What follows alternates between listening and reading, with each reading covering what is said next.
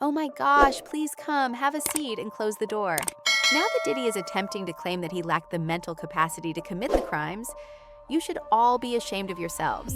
The only instance in which I doubt Diddy's mental capacity is when he paid Mark Agnello tens of millions of dollars only for Mark to walk him down a one-way street and then turn around saying, "I've got to go." What am I talking about if you guys don't know Mark Agnello? Now, when it comes to Diddy's case, we're going to discuss why they claim to lack capacity. But let me just say that Mark Agnello played this all wrong first, trying to embarrass people by saying, "Oh, lots of couples hired escorts, they're swingers." I don't care if everyone did it. They are sending a message that it's time to clean it up. But more than that, he needed more time to prepare his defense because he was doing something that threatened the investigation on such a high level that the Fed said, lock him up. Let this be a wake-up call to the industry acting music couples because just because everyone does it doesn't mean it's legal. Hiring sex workers is illegal, as is having drug-filled or illegal laying of hands on people illegally. In the end, Mark Agnello was the one who pushed for a speedy trial. The trial could have been tried in a year or two, and the feds were fine. Mark Agnello said, "No, here's what we're gonna do," which was to say, no, we want a speedy trial. We're going to hurriedly finish their investigation. And while it's true that they reduced the scope of their probe, they had enough to do you in, Diddy, nonetheless. So let me just go beyond this before we discuss his mental health issues, Mark. Captain Philly said, "We're going to rush this to trial and make sure the feds wrap up their investigation as soon as possible. Then we're going to hit pause and say, hey, can we bring the trial back in 2 months and 3 months? And we'll just keep asking for continuations. Don't worry, I got you." "Yo, are you sure it's going to work?" Diddy said. "Yo, I got you. Relax," he says.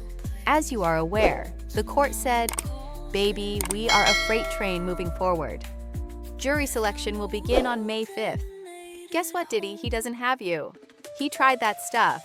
The actual trial in court, which you know your girl will be covering, is scheduled for May 12th, baby.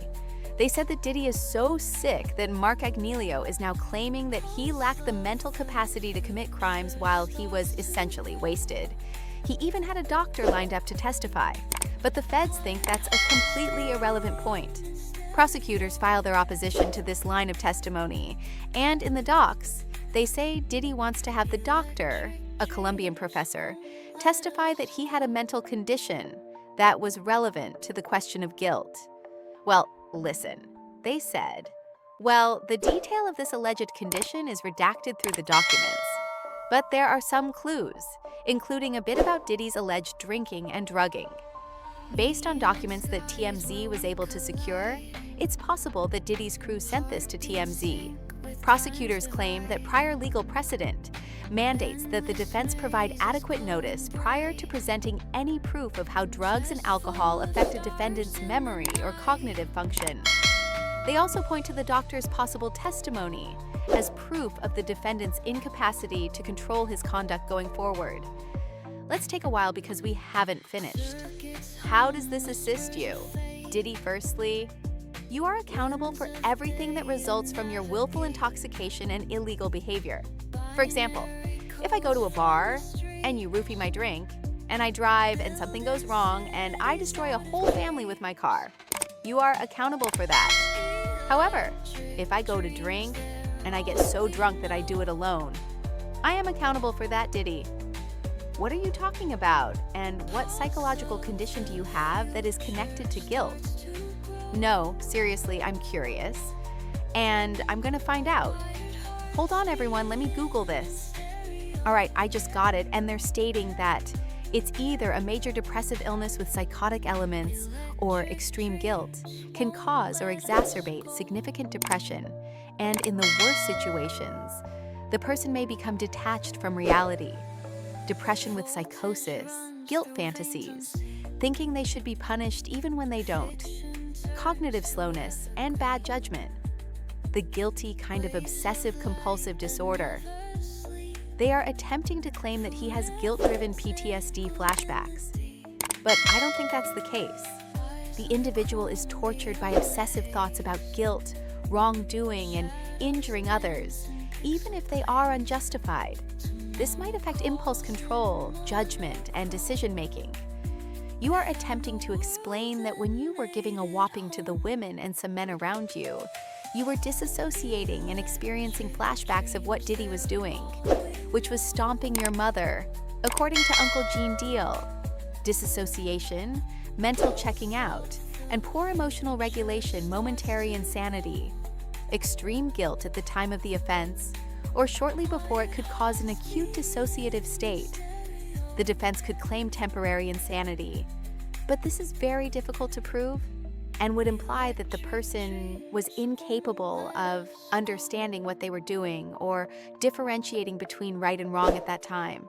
Well, listen, I believe that's what they're going for. Honestly, I believe they're going for cognitive impairment via sorry, acute stress reaction, short-term insanity associated with guilt. Please shut up and go beat it. The federal indictment accuses Diddy of coercing his victims into complying with the alleged crimes. But the question now is whether Diddy was in a daze during the alleged crimes. Even if he was, prosecutors say the doctor's opinion on whether Diddy was lucid is irrelevant in the documents. But they do point out that the doctors never personally examined Diddy and that his testimony is based on his experience with other people. All right. So they said that they must give proper notice before offering any evidence of the effects of drugs or alcohol on a defendant's memory or cognitive function. Another clue is that prosecutors describe the doctor's potential testimony as proof of the defendant's incapacity to control his own behavior. Prosecutors also want to prevent a forensic video expert from testifying about the Cassie hotel beating video, which the judge decided would be admitted as evidence.